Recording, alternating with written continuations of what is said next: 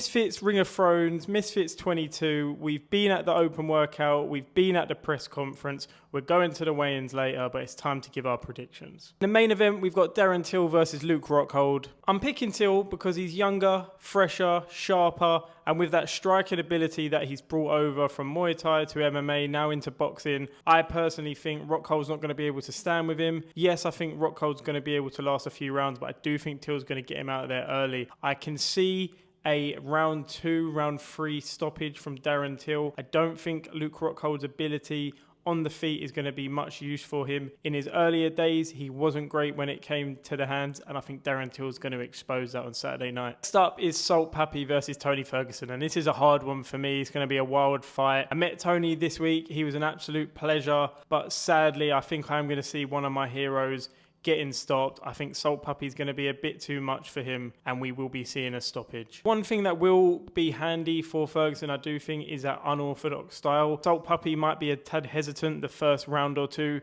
to go into it because he doesn't know what Tony will be bringing to the table, but ultimately I think Salt Papi will solve that puzzle and he will get Tony Ferguson out of there via a TKO. Then we have Dillon Danis versus Warren Spencer in the first MMA fight for Misfits. Picking Dillon Danis because yes, KSI has said he will double his pay if he stops Warren Spencer, but I don't think that's going to affect Dillon Danis' game plan. We all know Dillon Danis is going to take him down straight away. His jiu-jitsu is of an elite level. Yes, people mock him, but when it comes to MMA, when it comes to that Brazilian jiu-jitsu, he is a specialist. And he, in my opinion, will be getting Warren Spencer out of there quite early also. I think, again, it's going to be another stoppage. I don't think Warren Spencer will be in there long. Now, if he can keep it on the feet, Dillon Danis has shown he does not have a very good striking ability. He's shown that he cannot stand on the feet with anyone that seems to have some form of a clue of what they're doing. So if he can stop the takedown, which I don't think will be likely, but if he can, I do think Warren Spencer can do a job on him. But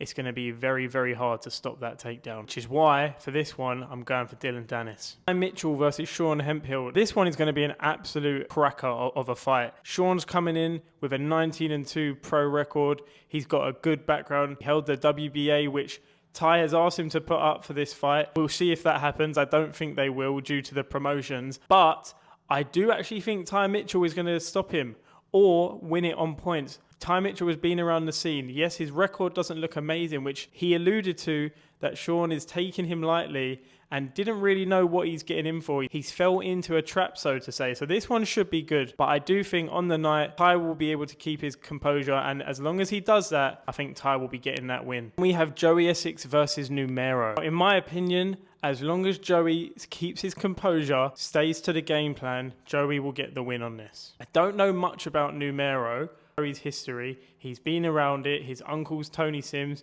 He's sparred with the likes of Conor Benn. He's only picked it up recently. I do appreciate that. But to have the people around him that he does, he has history in a boxing gym. I think Joey will be able to get the job done. I don't think this will be a stoppage in this one. I think it will go the full length. I think Joey will win it on points. I can see Joey getting the win on this. The only thing I did think that goes in Mero's favour is that Joey did look a little bit tight on stage yesterday at the press conference. He seemed a little bit tense. He seemed that the event could be getting to him. If that does happen, that could be his road to victory. Other than that, I will be picking Joey on this one. I think Joey will be able to get the job done on this one, and I hope he does. After that, we have Joey's cousin, Demi Sims versus Nadeshi Hopkins. I'm picking Demi Sims on this one. It's her first fight, big stage, but given her backing, her dad's Tony Sims, very similar reasons to what I gave to Joey just a second ago, but I do think Demi will be able to get it done. I don't know much about her opponent, so on the night, I might be surprised, but I'm picking Demi on this one. I think she's got it. She comes from a reality star background, so the light shouldn't affect her too much. But admittedly, this is a whole different ball game, so it could be a 50-50, but I am picking Demi. And finally, we have Chase DeMoor versus Natan Marcon. I do think Chase is going to get this done. He didn't show up to the press conference yesterday, probably because he knows he couldn't contain himself given what Marcon done where he threw the egg on his face, which, don't get me wrong, I don't agree with that, but it does make you want to watch it more, so he's done his job on that side of things.